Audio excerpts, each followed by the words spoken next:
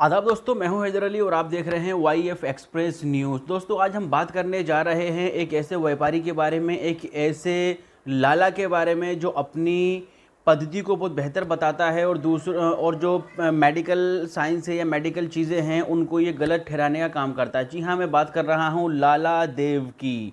जी हाँ, आपने बिल्कुल सही सुना, लाला देव, जिसे कि जो कि भारत के अंदर बाबा रामदेव के नाम से प्रसिद्ध है ये व्यक्ति। और पिछले काफ़ी टाइम से जो है ये व्यक्ति अपने आप को बहुत सर्वश्रेष्ठ बताने का काम करता है और दूसरे लोगों को, दूसरी पद्धतियों को, दूसरी चीज़ों को ये हमेशा गलत ठहराने का काम करता है।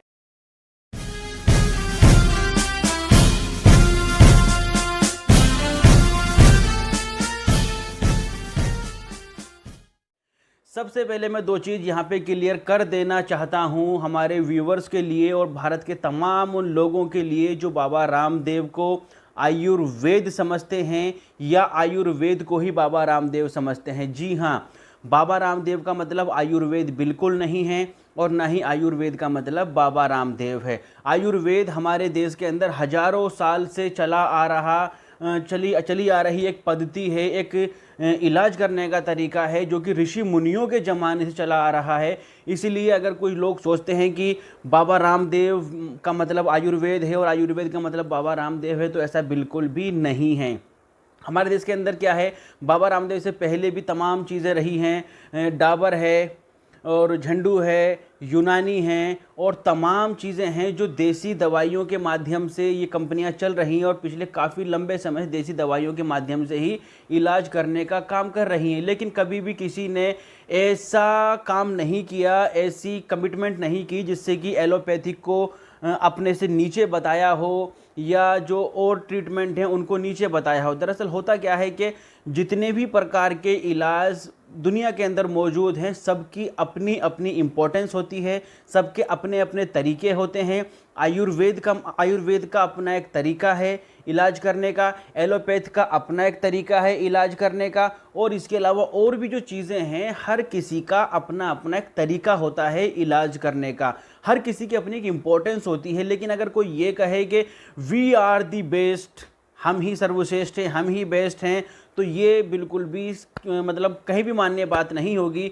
हम बात करते हैं बाबा रामदेव के उस बयान से जिस बयान की वजह से आज पूरे भारत के अंदर खलबली मची हुई है। एक दफ़ा आप इस वीडियो को देखिए, फिर हम आगे बढ़ते हैं। तीसरा बोला मुझे डॉक्टर बनना है, टर टर टर टर टर टर टर टर करते रहते, टर बनना है, टर डॉक्टर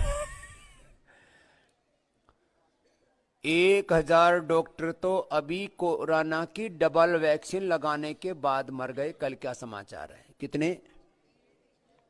1000 डॉक्टर डबल वैक्सीन लगाने के बाद भी मर गए। अपने आप को ही नहीं बचा पाई, वो कैसी डॉक्टरी? तो मैंने कहा डॉक्टर बनना है तो स्वामी रामदेव जैसा बन, जिसके पास में कोई डिग्री नहीं और सबका डॉक्टर है। Without any degree, with divinity, with dignity, I am a doctor. तो देखा दोस्तों किस तरीके से बाबा रामदेव जो है डॉक्टरों का, हमारे जो फर्स्ट लाइन कोरोना वॉरियर्स हैं, डॉक्टर हैं, नर्सेज हैं, स्टाफ वाले हैं, इन सब का किस तरीके से मजाक बना रहा है और बता रहा है कि डॉक्टर टर टर टर करते हुए किस तरीके से, मतलब अब सोचिए कि ये जो लैंग्वेज है इस बंदे की, जो इस बंदे का तरीका है, ये कहीं पर भी एक सभ्य व्यक्ति का तरीका हो ही नहीं सकता है।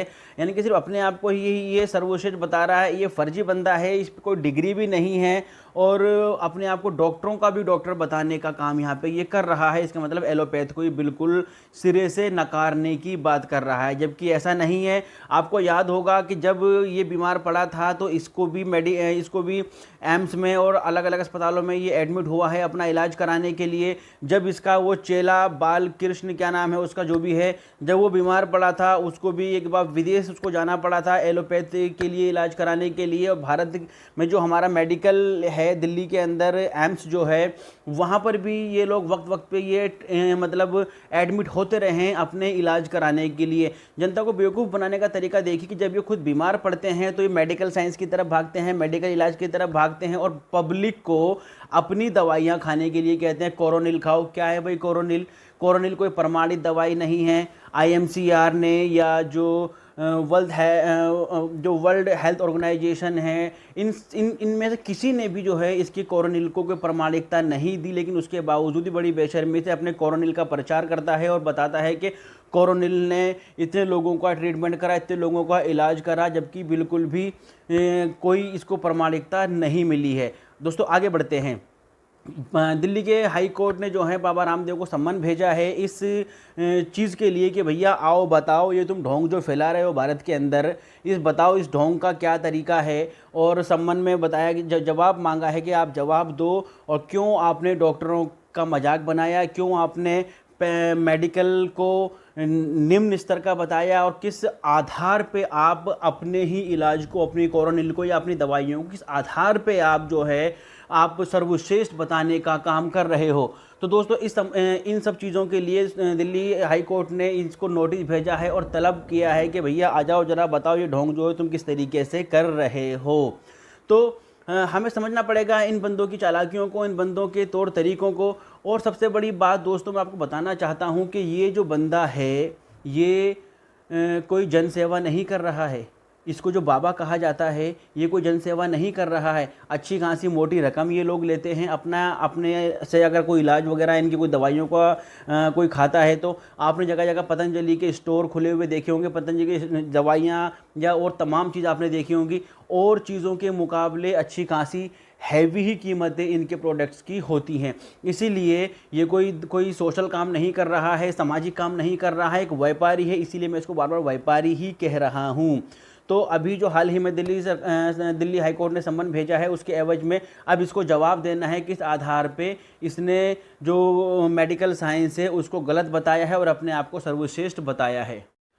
खबरों के अंदर आगे बढ़ते हुए हम देखते हैं कि इसका एक बयान और आया था कि मुझे यानी कि बाबा रामदेव को किसी का बाप भी नहीं गिरफ्तार कर सकता। आप देखिए कि ये बंदा बार बार अपने बयान को किस तरीके से और बड़ा कर रहा है और अवमानना कर रहा है। यानी किन ताकतों का हाथ है इसके पीछे, किस आधार पे ये लाला देव जो है कहता है कि मुझे किसी का बाप गिरफ्तार नहीं कर सकता, जबकि भारत का जो संविधान है वो सबके लिए इक्वलिटी का संविधान है, सबको बराबरी का अधिकार देता है। तो किस आधार पे ये कह रहा है कि भाई मुझे किसी का बाप भी अरेस्ट नहीं कर सकता। एक दफ़ा आप इस वीडियो को भी देखिए। अब उनके खैर अरेस्ट तो किसी वो जो है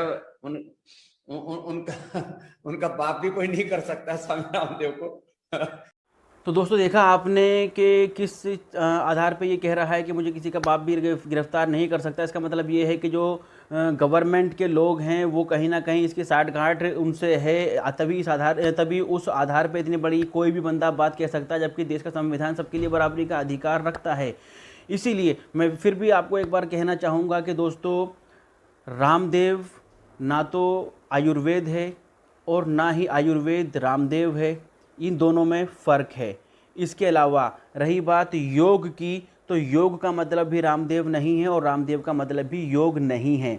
ये योग भी हमारे देश के अंदर हजारों साल से चला आ रहा है, आयुर्वेद भी हजारों साल से चला आ रहा है। कभी भी ऐसा नहीं है कि रामदेव के आने के बाद ही भारत में योग शुरू हुआ है या रामदेव के आने के बाद ही भारत में आयुर्वेद की पद्धति, आयुर्वेद से इलाज शुरू हुआ है, ऐसा कतई नहीं है। अगर जो लोग दिलों के अंदर भ्रम पाल के बैठे हुए हैं कि आयुर्वेद और योग का मतलब रामदेव है, तो ऐसा बिल्कुल भी नहीं है। ये दोनों बिल्कुल अलग चीज़ें हैं। ये एक व्यापारी है, व्यापार कर रहा है, तो इसको व्यापारी की तरीके से ही देखा जाए। बहुत बहुत शुक्रिया। आज की वीडियो में इतना ही। अगर हमारी वीडियो अच्छी लगी हो तो इसको सब्सक्राइब करें, शेयर करें और कमेंट में ज़रूर बताएं। दोस्तों बहुत बहुत शुक्रिया।